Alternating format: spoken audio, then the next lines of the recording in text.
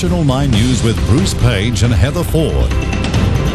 Evening. Good evening. Our odd weather took another turn today with high winds battering the southeast. The westerlies that failed to show up during the Ekka hit with a vengeance. They made for hazardous driving on the Gateway Bridge and a very high fire danger. Southeast Queensland's weather puzzle continues to keep forecasters guessing. Today, wind. Gusts up to 75 kilometres an hour forced a go-slow on the Gateway Bridge, with some larger vehicles turned away. The speed limit there, 60. In the city, simply moving around became a challenge. The unseasonal westerlies whistling through CBD streets at ground level and causing high-rise construction workers to down tools. On the Bayside, police were on standby to evacuate a school at Brighton. A large grass fire approaching the school's playground was contained. 15 properties were threatened on Baskerville Road, fire authorities calling for vigilance. And be very observant. If they see any fires, please contact the fire service straight away. Police say these were deliberately lit, the wind adding fuel to the fire. Yeah, we had this really deep low develop just near Sydney. And of course they're copying the worst of it, but we're on the northern extremity of that low, so we're getting these very strong westerly winds which are circulating around the low. This time last year, 100,000 homes lost power due to debris bringing down power lines. Today, 3,500 homes were temporarily without power, with Energex advising all customers to make sure all outdoor items are secured. In Sydney, wild weather hammered the coastline. Trees and power lines came down, crushing cars, and emergency crews received more than 500 calls, most from homeowners with flooding. Last night, over 100 millimetres fell on the city, a record. And today, extreme gale force wind warnings remained in place. Inland, the Blue Mountains turned white overnight under a thick coat of snow.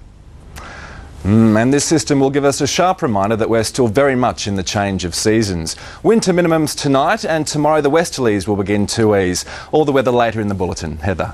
Thanks, Joe. Well, crocodile hunter Steve Irwin will be buried at a private service within the next week, and his family today formally declined a state funeral. For his legion of grieving fans, there'll be a public memorial service within a fortnight.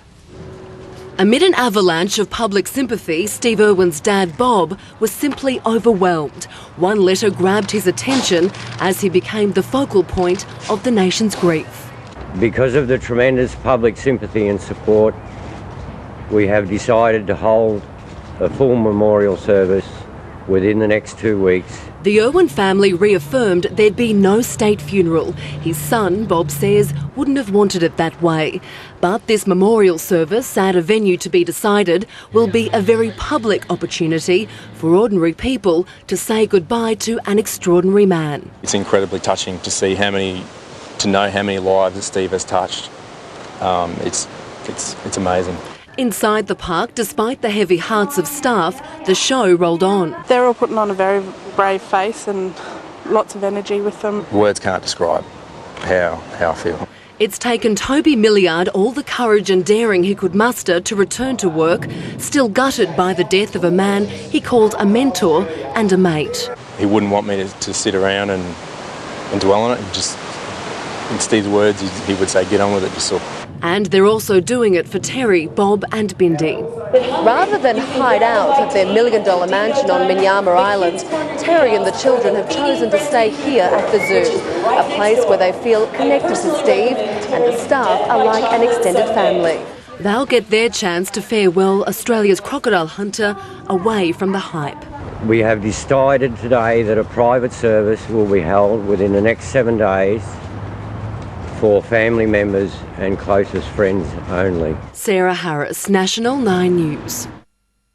He may have been an entertainer and a much-loved one, but there's no doubt it was his commitment to educating the public and the passion and money he put into protecting wildlife that will be Steve's great and lasting legacy.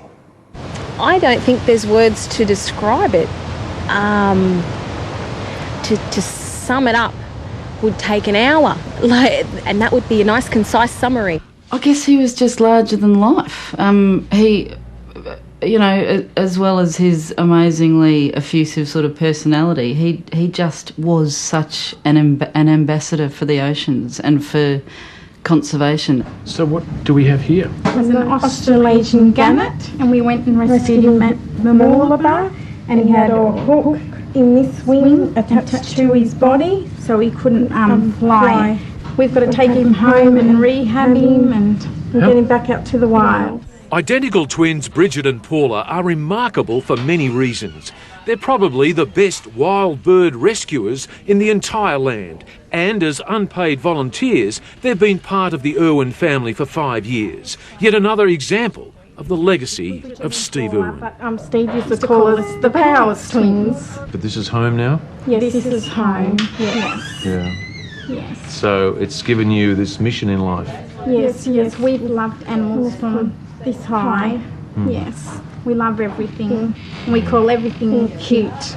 I think it's probably the legacy that he was most fond of. John Hanger has been the vet here at the Australian Zoo's Animal Hospital since it opened. And I've never seen Steve so touched by animals as when he was in here, confronted with the suffering. You know, we all knew that he wore his heart on his sleeve, but when he was with sick animals, he just broke down, and it showed to us how passionate he was about wildlife. And I think that, yeah, this will be one of the great legacies. Australia Zoo is just more than a zoo. Australia Zoo is a holistic conservation approach. It's involved with research in the field. It's involved in purchasing tracts of land, and this is like home base, and Steve was like the captain of home base. Kelsey Mostyn came here when she was just 15, and now she's the zoo's curator. Her mum works in the ticket office, and Dad tends the grounds. She can't encompass the scope of the Irwin legacy. He just lives on in all of us. He lives on in every single person he ever met for 5 seconds. He's just everywhere. Even his physical legacy goes way beyond the confines of Australia Zoo. In conservation terms, it's worldwide. Ingrid Nielsen of the Marine Conservation Society. That every cent that he raised went towards wildlife conservation. Irwin was instrumental in the Society's campaign to tell us of the plight of the grey nurse shark. And all the other millions of sharks that are going to get their fins cut off this week. Sorry, mate. Irwin's money and his Wildlife Warriors Fund has bought parcels of key wildlife habitat here and around the globe. Western Australia, Queensland, Tasmania, Vanuatu, Fiji, even the United States. She will help the rest of them out in the wild. But will all this work, including a brand new super animal hospital, go on now the captain is gone? It has to, otherwise it was all for nothing. He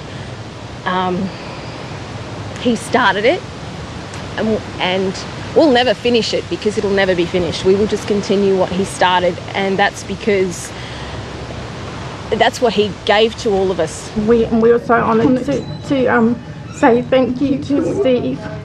And he goes, no, I thank you too. But we said, no, we thank you. David Margan there. And work on Australia Zoo's new animal hospital will begin early next year, and all those involved say it will simply be the best in the world. We wish them well. Now, and Max, it looks incredible. People still want to pay their respects to this extraordinary man. Yes, Bill, it's just started to taper off in the last half hour or so, but there's still about 100 people here who've come down to check out the floral tributes, perhaps lay some of their own. Now, about an hour ago, Steve's father, Bob Irwin, came out to take a walk through the crowd. He spoke to some of the people who've come down. He also took time to check out the floral tributes and read some of the cards and the messages written on the khaki shirts that adorn the front walls of the zoo. Now, this came a short time after a press statement was announced, and Bob read from a prepared statement, and he again rejected the idea of a state funeral for Steve. He also said that there would be a private funeral involving family and close friends sometime in the next 7 days. But he also said that the public would be able to farewell Steve in a public memorial. He said that would be sometime in the next fortnight at a venue yet to be announced. Now, there's lots of speculation about where Steve Irwin will finally be laid to rest. Some of the people we spoke to here today said that perhaps at the zoo would be a good idea. We spoke to the Caloundra City Council, which is the authority for this area, and they say that yes, indeed, that is possible. Steve